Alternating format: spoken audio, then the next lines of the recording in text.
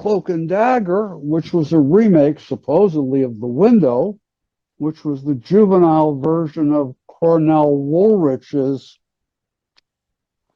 movie Rear Window, was called The Window.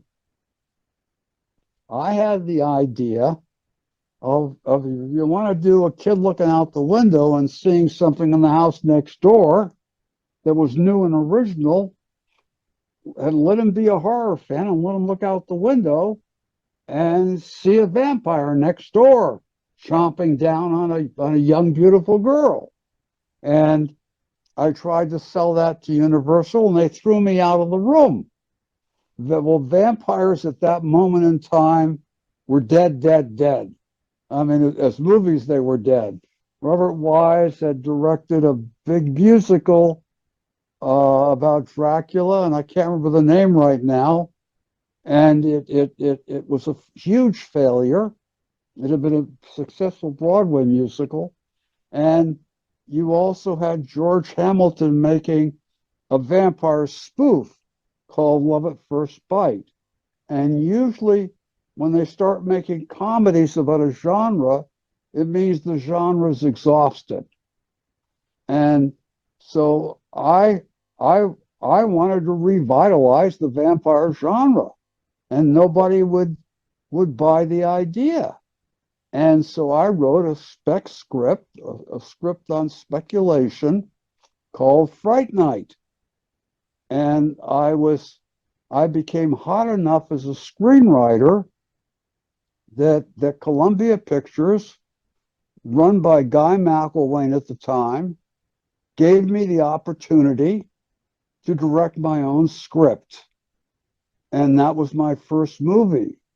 And they didn't pay any attention to it, Columbia, because it was sort of a throwaway. They had a slot for a little movie to fill out the year's releases of movies. So nobody bothered me. You know, it was wonderful. And they also gave me a great effects crew. They gave me Richard Edlin and Boss Films to do the effects on Fright Night. And they had just come off of the huge success of the original Ghostbusters. And Columbia wanted to give them employment to keep them under contract to Columbia for the sequel to Ghostbusters, which, as it turned out, didn't happen for years. But I had the best effects people in Hollywood working on my little film called Fright Night. And Fright Night turned out to be a sleeper hit.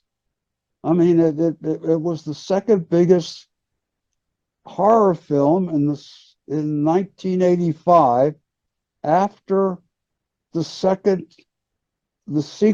first sequel to Nightmare on Elm Street. And if Columbia had put any money into the marketing of Fright Night, it probably would have beaten Nightmare on Elm Street. And anyway, the combination of the success of Psycho 2 with the sleeper success of Fright Night, I all of a sudden had a career as a writer-director.